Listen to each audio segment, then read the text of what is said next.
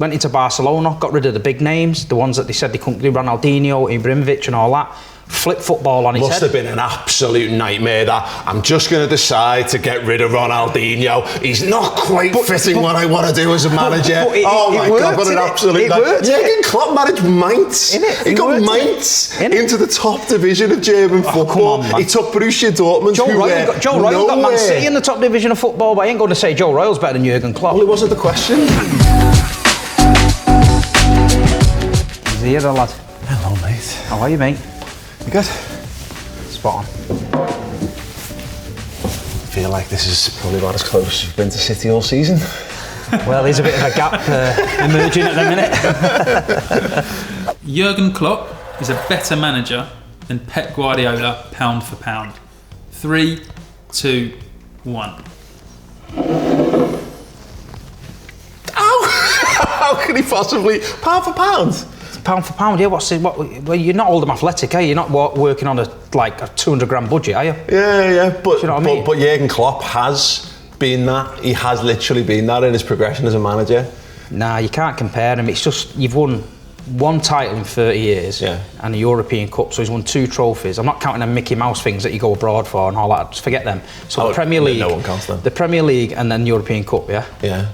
Pep Guardiola just ripped up English football. Yeah. Absolutely destroyed it. And German football and Spanish football before then, but what clubs did he do it with? Yeah, because it's like you being a manager or a top brass in a massive company, and then a small company offering, and somebody offering you a job at a little tiny company. You ain't taking it, are you? Because you're going to think, why should I go work for them when I've worked my way up here? Yeah, but if someone also worked their way to the level, having come through every single stage along the way to get there, at Barcelona B. I would understand that they're better at what I do than I am. Barcelona B. Went into Barcelona, got rid of the big names, the ones that they said they couldn't do, Ronaldinho, Ibrahimovic and all that. Flipped football on his head. Must have been an absolute nightmare that I'm just going to decide to get rid of Ronaldinho. He's not quite fitting what I want to do as a manager. Oh my God, what an absolute nightmare. Jurgen Klopp managed Mainz. He got Mainz into the top division of German football. He took Borussia Dortmund.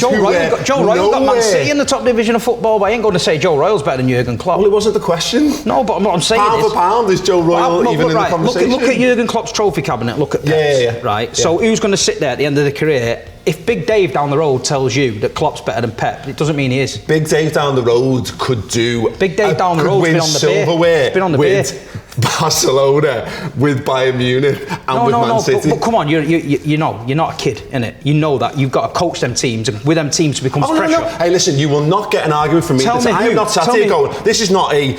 Do you think Pep Guardiola is a good manager? Agree or strongly disagree? We're talking about pound for pound and pedigree. Pep Guardiola and Jurgen Klopp are the 2 best managers in world football. But even Pep Guardiola himself has admitted he could not have done the job that Jurgen Klopp has done with the clubs that he's had. I need to see where he's admitted that, because I don't genuinely. That. He's a lovely fella, Pep. He's a very humble fella, and he knows his onions.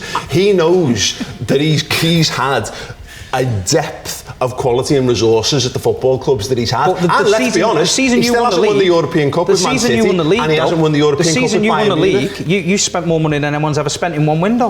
Wow. There you go. So you won so you can call us for buying the league, but you did it. I didn't call you for buying the league. No, but Liverpool fans do. You can only do it with money. Pep can only do it with money, but Klopp can only do it with money because he done it. Yeah. Every time he hasn't spent that money, you haven't won now. Look at it this year. I'm not talking about, to be fair, I'm not talking about Man City and Liverpool. We're talking about pound for pound. Pep Guardiola's done it this year, no striker. You know what I mean? Just gone and said, right, we're sticking with no striker. We're 13 points ahead. Right, okay. He's making a Mickey Mouse of it at the minute. So that'd be what, 4 Premier Leagues in 5. It's easy with money, but when he had problems with left back, it's easier with money. No, because agree or disagree? Yeah, of course it is. Because but at the end of the day, it's harder with less money. Right, here's one for you then. You've still got to coach that team to a level which is an absolute elite level, and without Pep Guardiola. Have you ever seen Rocky 4? Of course I have, yeah. Ivan Drago. You and Pep Guardiola's teams are Ivan Drago and Jurgen Klopp is Rocky Balboa. You do know Rocky's not real, innit? You know Rocky's not real, innit? No, but just as an illustrative purpose. Go on. You're talking about the underdog story, the guy who's gone against the grain. Liverpool's small team against the bit. You know, are you trying to say like we're Drago and you're, and it should be the other way around? We're Rocky and you're Drago because you've got all the history, Pep Guardiola, pedigree and all that. No, Pep Guardiola is Drago because he's got all the scientists, he's got all the money, he's getting all this stuff that's going up, all the support team, and Jurgen Klopp has come up from the Black Forest, dragged teams out of nowhere to the pinnacle of football. See that there? That's the smallest violin in the world playing for you. I tell you what, come on, man. But pound for pound, you're talking about someone who comes up from, who's self-made, who drags things up himself without resources around him. Is there not a greater quality and skill involved in achieving that at that level? I could say the other way. I could say Jurgen Klopp gets a job at Man City, gets a massive bank balance, splurges it all on absolute garbage and don't win nothing because he's never had the money. Because that's happened before. Okay. Managers have come in, spent a load of money and it's not worked. So there's two sides of the coin. I think it's more likely that Klopp could have achieved similar to what Guardiola did at City. And I think it's slightly less likely that Guardiola could have done it, and that's only because we've never seen Guardiola take a club that was nowhere and make them into something. He's only ever been at super clubs. When you have to compare, and it's annoying to have to compare either two because we should be able to put them both up right on the top of the pedestal next to one another, but in terms of how they've made that climb to the top, Pep Guardiola and Jurgen Klopp, I think Klopp's done it in a far more, he's come up the hard way compared to Pep, which makes him pound for pound better, I think. Vincent Kompany was a better defender than Virgil van Dijk is now. 3, 2, 1. Kompany was amazing, really, really good, but there's no buts. But give Virgil van Dijk no chance. No one ever called Vincent Kompany the best centre half on the planet, and that's what Virgil van Dijk is. Nah, I'm not having it. Well, obviously. No. But why? I'm not having it. Go on. Because I'm sure you lot just make up quote. Who called him the best centre half on the planet? Klopp. It's a genuinely accepted It's not thing. In Liverpool maybe, but who's a better else. centre half? Are you going to say Diaz? You're going to say Diaz. He's up there with him, yeah. But he's not. But when he comes to Vincent had the whole mentality issue. He dragged a club that didn't have that winning mentality. We never had it. We was getting to games and bottling it, but he just like, you know what, I'm a leader. The Derby game when we were chasing United down and you just see the focus in the tunnel. We needed to win. If we lose, it's over. And he gets the goal. The run against you, where we have to win them games. 40-yard screamer from a centre half, top corner. Yeah. Takes us to the title. That unbelievable. Yeah. And Virgil van Dijk is a fantastic player. And when we were linked with him, I was thinking, get him, it's game over. And Virgil, at the minute, currently playing, he probably is up there with the best. But you nearly said the best. No, there's just something a little about him. Your point, so there's just something a bit about him. I just don't think he's quite there yet. You mean, given that he's been out with a cruciate knee? He's been out with the knee injury. He was good for Liverpool in that season you won the league, but there's been a few times where he's not been that commanding. That's not true. No, he's not. No, this season has not been the same. Again, when he's on the way back from it. I know, but come on, is it excuse FC again? We can all throw excuses. How many injuries did Vincent Kompany have? Oh, yeah. Do you know what I mean? Vincent Kompany was barely playing games. We were wrapping him in cotton wool. But again, we're talking about Virgil van Dijk, who was in the running for the Ballon d'Or. You know, Vincent Kompany's never been close to that. Ballon d'Or things, yeah, because you won the European Cup, innit? But we didn't. If we'd have won the European Cup, Diaz got to the final last year. He was in running for Ballon d'Or. He come about 45th. It don't mean now, does it? Yeah, but Virgil van Dijk didn't come 45th. I'm judging on trophies, innit? Yeah. I'm judging on Vincent Kompany dragging Man City to trophies.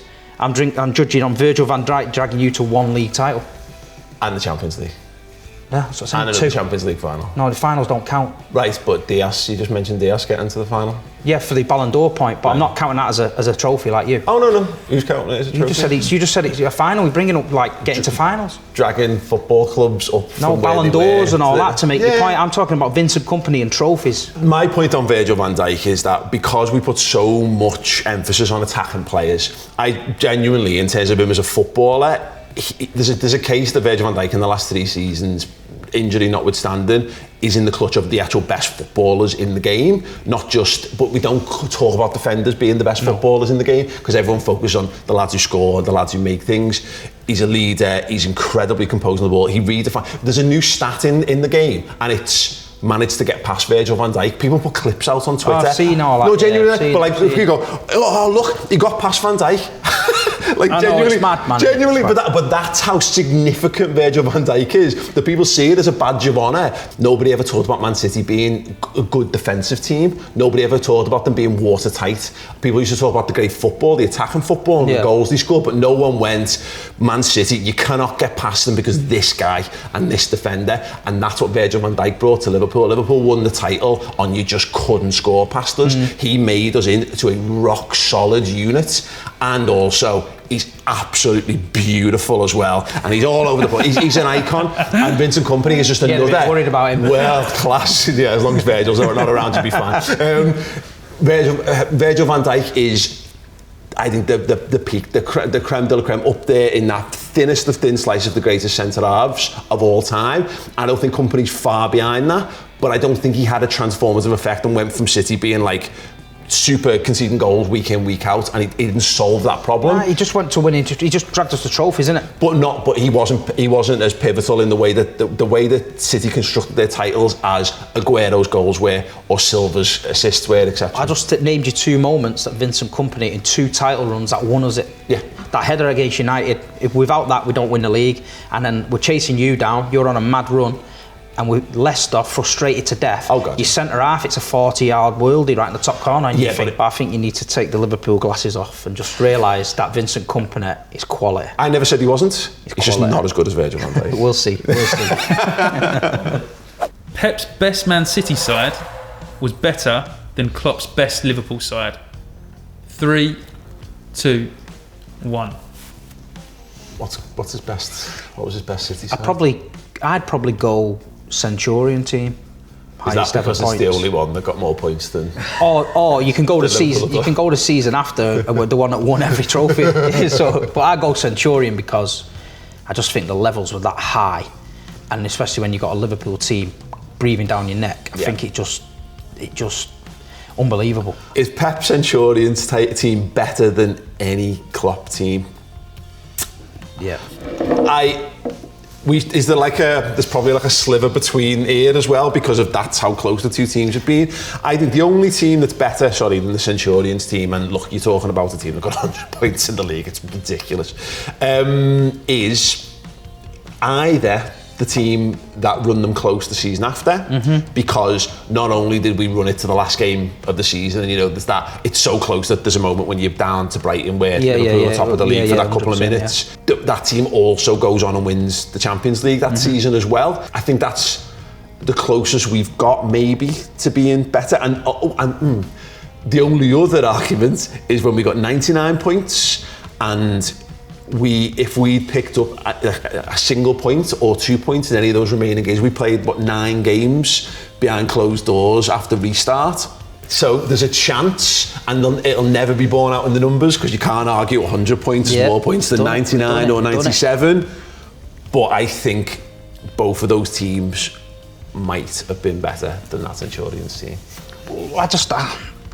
They won't better because they never got them points. But what I'm saying is 97s, 99s, 100 points. Yeah. That's because them two teams were, regardless of what you say, Klopp will be thinking, I need to keep with Pep. And when we had to chase you, we had to keep with Klopp. Yeah. And I think they both spurred each other on. But I think the levels that Pep Guardiola and Klopp are taking this Premier League to now is unbelievable. These seasons with 90 odd points and that.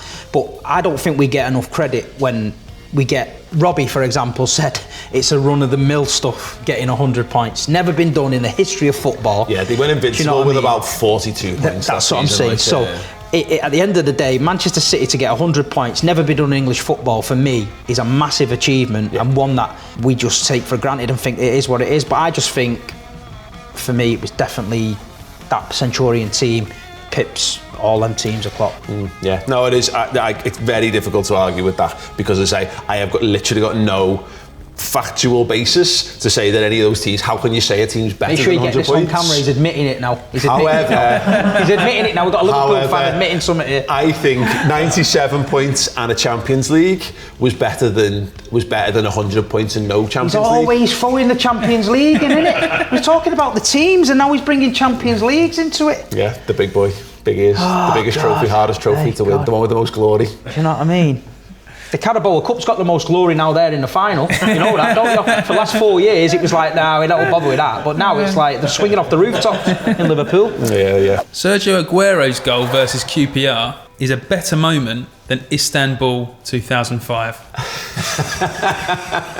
3, 2, 1. Well, for me, yeah. I'm gonna go.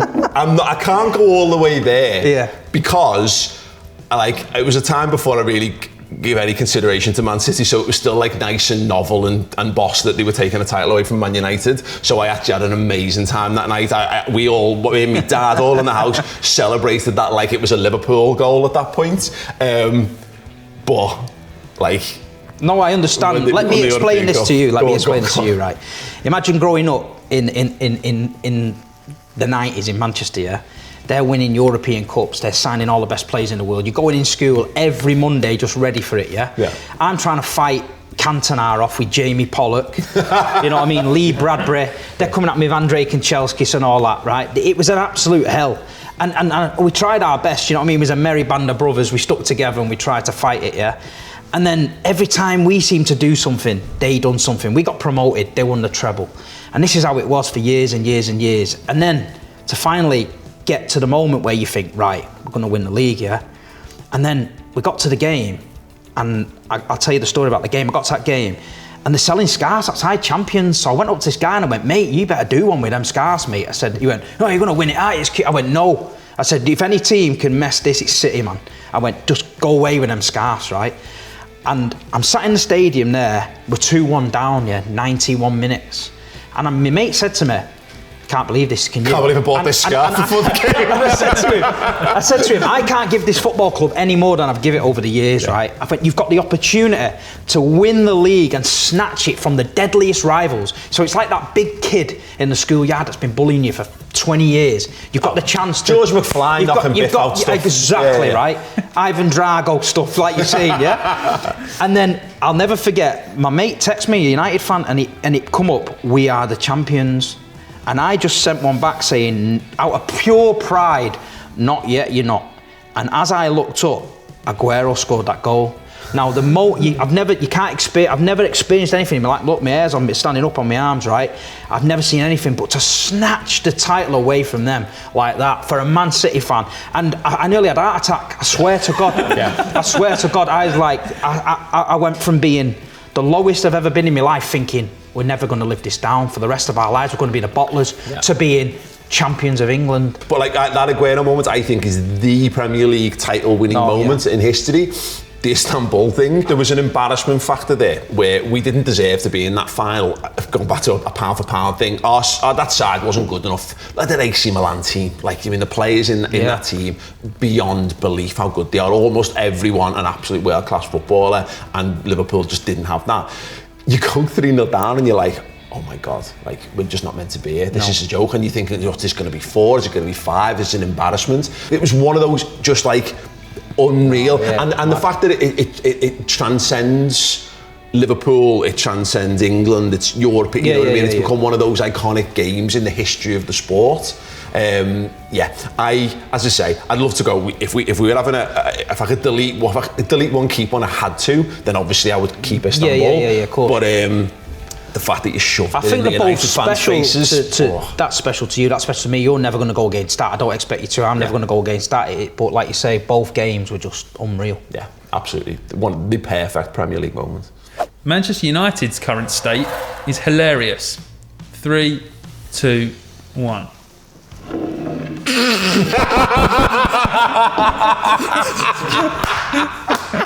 It's glorious. Absolutely glorious. The best thing.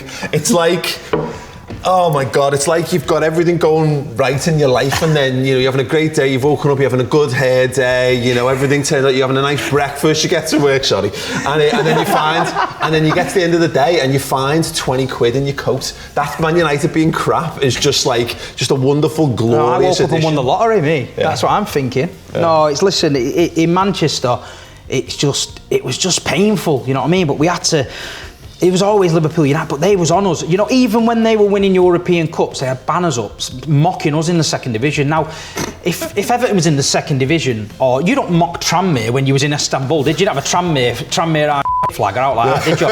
They was on us, you know what I mean? They was on us all the time. I'm like, leave us alone. Themselves. I'm like, leave us alone, you know what I mean? This is the best analogy you're ever going to get on this, yeah, right? This is what I said to this United fan. I said, we both lived on the same street, yeah? I said, you lived over the road, I lived here. I said, you had a big, massive house. You had a beautiful car, a beautiful wife. I said, and you had everything I wanted. I said, I used to come out in the morning, go morning, get in my car, job, drive to work, very depressed. Then one day I won the lottery. So I bought the house next door to you. I got a bigger swimming pool than you. I got a bigger car than you. Then I nicked your wife. I said, and now you're ill with it. You're still stood in your drive looking at me thinking, wow, he's got everything I want. And that's what happened in Manchester. And you can't have, and you'll know this better than it, you can't have a conversation with Man United fans about football. For the 90s and they're not Reds anymore, they're all leaving, or don't like football anymore. My missus said I can't get a season ticket, got to go shopping. Oh, they've all got those Harry Potter scarves on, trying to pretend to be protesters. They're all swinging in the car park. You've seen that? They signed that Ronaldo and they're all swinging in the car park. Yeah. It's like Disneyland there now. So if you go there, you had candy floss and that, and then they all swing in the car park. They set a roller coaster up in the car park called the Swee Ride. Yeah. And they all got on it and went swee, and had a picture at the end. Yeah. That'd be their perfect day out. You could fund more overpaid players who do all on the pitch for you as well.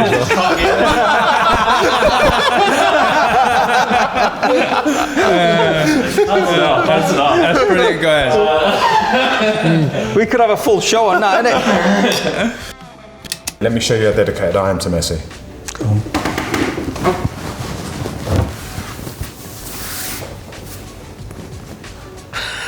Great, it's a nice tattoo.